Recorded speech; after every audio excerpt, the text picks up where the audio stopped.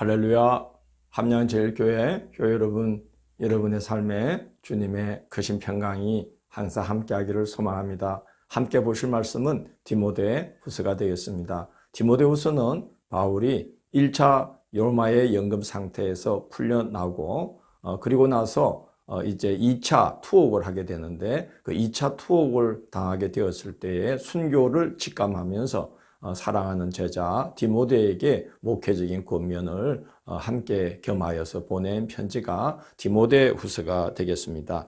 1차 투옥 이후에 풀려나서 2차 투옥하여 순교하기까지의 바울 여정은 성경에는 기록되어 있지 않습니다. 그러나 바울이 보낸 그 목회 서신 디모데 전서, 디모데 후서, 그리고 디도서, 거기에다가 이제 당시 교회 역사가였던 유세비우스의 여러 글들, 그리고 사도 이후에 교회의 지도자로 부각되었던 교회의 교부들의 여러 글들을 종합해 보면 바울이 그 기간 동안에 바울의 그 전도 여정은 다음과 같이 확인해 볼 수가 있습니다. 63년경에 로마 감옥에서 연금 상태에서 석방되었고 64년에 서바나를 방문하게 되고 64년, 65년경에 그레데를 방문하면서 거기 디도를 사역자로 남겨두게 되고 65년, 66년에 골로새를 방문하고 에베소를 방문하게 되는데 그 에베소 교회에 디모데를 남겨두게 됩니다. 또 마케도냐의 빌립보를 방문하게 되고 거기서 이제 디모데 전서를 또 디도서를 기록하게 됩니다. 그리고 니고볼리를 방문하게 되죠. 67년에는 로마에 2차 투옥을 당하게 됩니다. 거기서 디모데 후서를 기록하게 됩니다. 그리고 68년에 순교를 당하게 됩니다. 이 여정을 그래서 바울의 네 번째 전도 여정이다 해서 바울의 4차 전도 여행이라고 부를 수가 있겠습니다.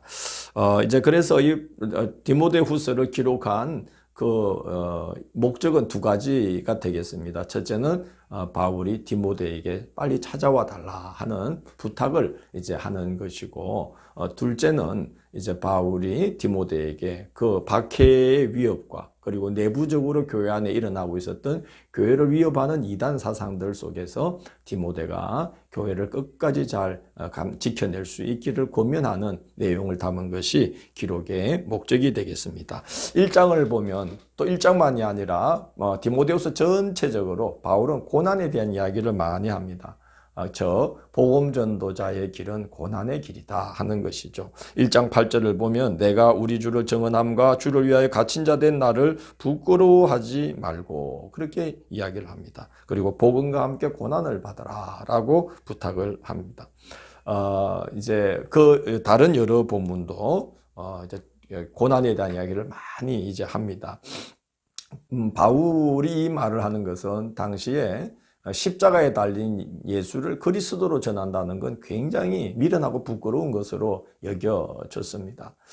게다가 바울 같은 이는 그런 미련하고 부끄러운 일을 자청하여 하다가 감옥에까지 갇혀서 고생을 하고 있으니 세상 사람들의 눈에 보기에는 얼마나 미련하기 짝이 없고 부끄러운 노릇이겠습니까? 그래서 바울은 디모데에게 그러나 이건 부끄러운 길이 아니라 전도자가 가야 될 마땅한 길이다. 그러면서 너도 이 고난에 동참해야 된다라고 여러 가지로 고린도서 내내 그 복음 전도자가 고난 앞에 서 있음을 자주 증언을 하고 있습니다.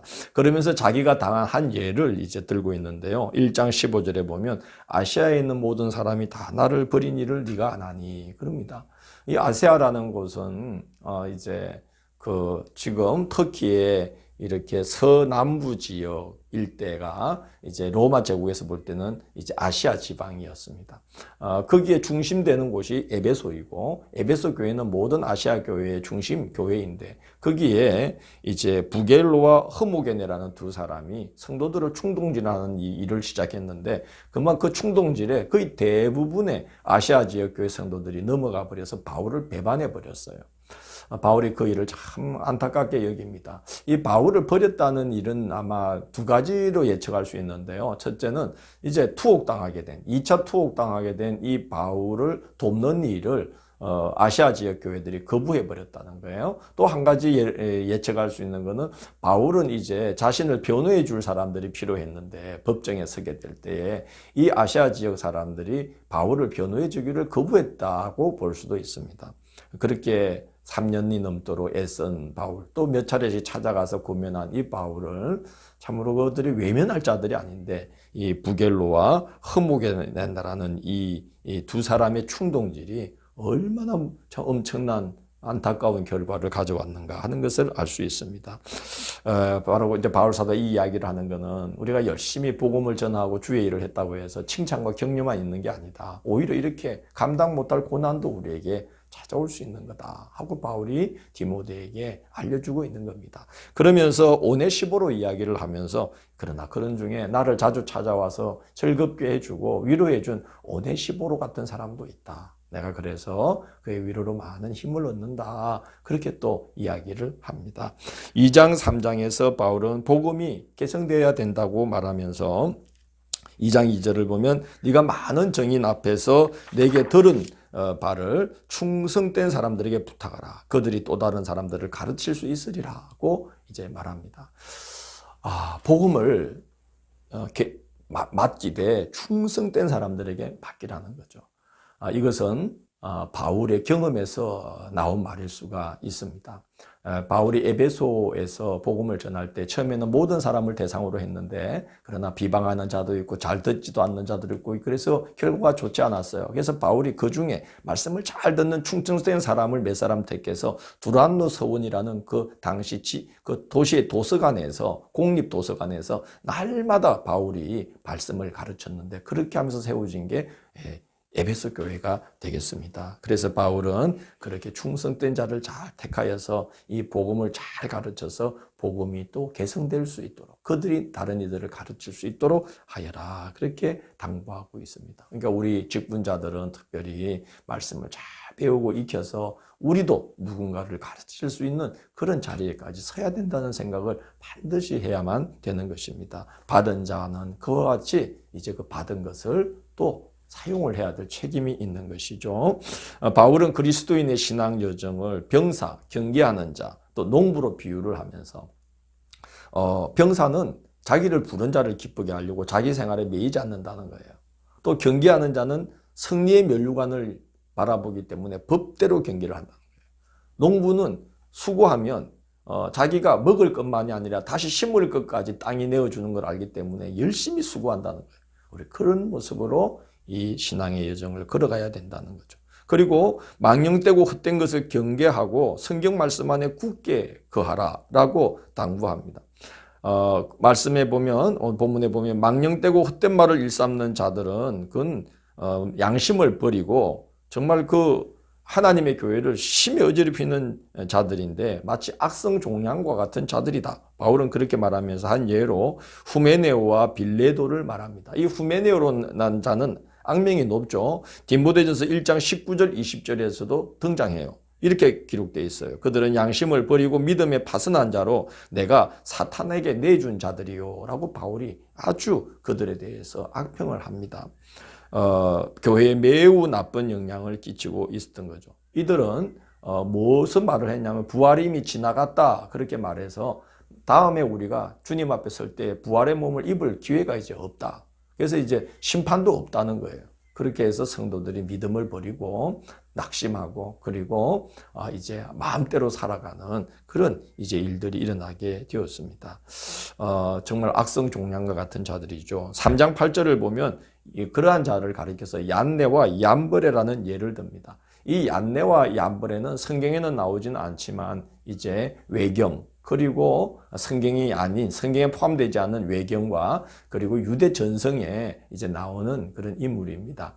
이들은 모세가 그 하나님의 능력을 나타낼 때 속임수를 써서 이제 그 바로 왕의 마음을 완강하게 해서 하나님께 대적하게 만든 자들이라는 거죠. 근데 그게 수포로 돌아가고 결국은 출애굽이 될 것을 이들이 알게 되자 이들은 작전을 바꾸어서 이스라엘 사람들 속으로 들어가기로 생각을 하고 개화를 했어요. 그래서 이스라엘 사람의 일원이 되어서 같이 이제 출애굽을 했는데 계속해서 이스라엘 백성들을 미혹하다가 결국은 성공하게 되는데 아론을 부추겨서 금송아지를 만들어 백성들로 하여금 금송아지를 숭배하게 만들고 그리고 애굽으로 계속해서 돌아가자는 말을 계속해서 그들의 마음에 심어준 그 사람들이 바로 얀네와 얀브레라는 것입니다. 교회는 외부의 박해뿐만이 아니라 이렇게 성도의 신앙을 후퇴하게 만들고 교회의 본질을 훼손시키는 이런 위험 요소가 내부적으로 언제든지 일어날 수가 있고 그게 아주 소수일지라도 뭐 후메네오나 부겔로 같이 얀네와 얀브레와 같이 소수일지라도 교회 전체를 훼손시킬 수 있는 이런 위험이 언제나 교회 내부에 도사리고 있다는 것이죠. 그래서 바울 사도는 디모데에게 이런 헛된 변론을 성도들로 하여금 아주 과감히 떨쳐버리게 경계를 해야 된다. 그러면 다툼만 일어날 뿐이다. 그러면서 성경 말씀을 굳게 붙들게 해야 된다. 그렇게 당부를 합니다.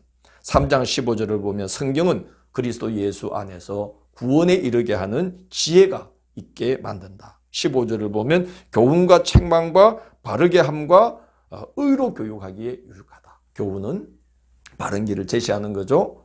책망은 벗어났다는 것을 알려주는 거죠. 또 바르게 하면 벗어난 길에서 돌아올 수 있도록 말씀이 역사해 주시는 거죠. 의로 교육한다는 것은 이제는 빗나가지 않고 바른 길을 끝까지 걸어갈 수 있게 견인해 준다는 거죠. 말씀이 얼마나 중요합니까? 그래서 17절을 보면 이 말씀은 믿는 자들로 하여금 온전하게 하며 모든 선한 일을 행할 능력을 갖추게 하나니 그랬습니다. 다른 것들은 잠깐의 위로가 될 수도 있고 그냥 마음의 위안이 될 수도 있죠. 그러나 우리를 구원에 이르게 하는 지혜와 능력은 오직 이 하나님의 말씀 외에는 없다는 것을 알아야 됩니다. 교회를 굳게 세우고 우리 믿음에 정말 성령의 금과 같은 그런 이제 능력을 주는 것은 하나님의 말씀밖에는 없어요. 그러니까 우리는 하나님의 말씀을 매일같이 먹고 마시면서 양식을 삼지 않고는 외부에서의 시험과 내부에서의 이 미혹해 하는 것을 절대로 이겨낼 수가 없다는 걸 알아야 됩니다. 4장은 마지막 당부를 합니다. 너는 직무를 다하라. 말씀을 때를 얻든지 못 얻든지 전파하라. 그러면서 이제 전도자의 직무를 다할 것을 당부하면서 두 차례에 걸친 지난 여정을 회상하는 일을 합니다. 첫 번째 회상은 6절에서 8절에 나와 있죠. 전제와 같이 내가 부어지고 나의 떠날 시각이 가까웠다. 이 전제라는 것은 이제 포도주나 독주를 부어드리는 제사를 말합니다. 자기 자신이 다 주님을 위해서 드려졌다는 거예요. 그래서 이제는 떠날 때가 가까웠음을 내가 직감한다는 거죠. 그리고 이제 나는 달려갈 길을 다 달려갔고 나의 선한 싸움을 다 싸우고 그동안의 믿음을 지켰다. 이렇게 말합니다. 참 이렇게 고백할 수 있는 사람은 얼마나 행복한 사람이겠습니까? 그래서 바울은 이제 내 앞에 면류관이 예비되어 있고 주 앞에 서는 날 그분께서 나에게 그걸 주실 것이다. 이렇게 고백합니다. 17절 18절에서는 또 회상하기를 주께서 내 곁에 서서 나에게 힘을 주시면 그럽니다. 바울이 자주 사용하는 말이 주께서 내 곁에 서서 이 말입니다. 참 얼마나 주님의 큰 위로를 받고 또 바울이 얼마나 그렇게 열심히 주를 섬기고자 했는지를 알 수가 있지요. 하나님께서 그렇게 바울과 함께 해주신 이유는 바울이 선포한 말씀이 온전히 전파되어서 모든 이방인들이 듣게 하시려고 하나님께서 바울을 곁에서 지켜주셨다는 거예요. 그래서 바울이 고백하기를 내가 사자의 입에서도 건짐을 받았나니 그럽니다. 사자는 한번 물면은 절대로 놓지를 않아요. 그와 같은 대적자들, 무시무시한 대적자들을 바울이 다 감당해내면서 믿음의 선한 싸움을 싸웠고 달려갈 길을 다 마칠 수 있기까지 주님이 곁에 서주셨다는 거예요. 우리는 이 힘 때문에 이 신앙의 여정을 승리할 수 있는 겁니다. 그래서 이제 바울이 고백합니다. 주께서 나를 천국에 들어가도록 인도해 주실 것이다.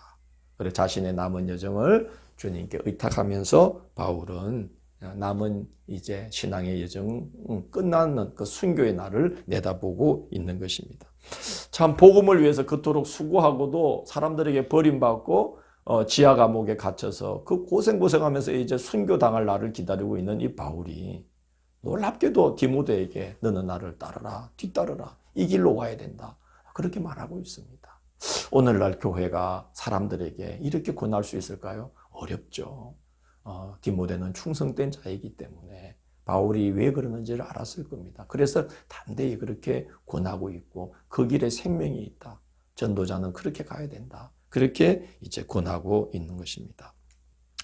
참 이제 바울을 만나면서 우리의 신앙 여정과는 이 격차가 너무나 크구나 이런 걸 느끼게 되고 또 그 큰 격차를 느끼게 되는 게 고마운 일인 것 같습니다. 그래서 우리가 부족하나마 그가 간 길에 보다 더 접근해서 또 우리도 이 신앙의 여정을 걸을 수 있는 그런 또 믿음의 용기를 낼 수 있는 것이다 생각하며 이 귀한 편지들을 써서 우리에게까지 전송되게 된 거 참 너무나 감사한 일이다 하는 생각이 듭니다. 기도하겠습니다.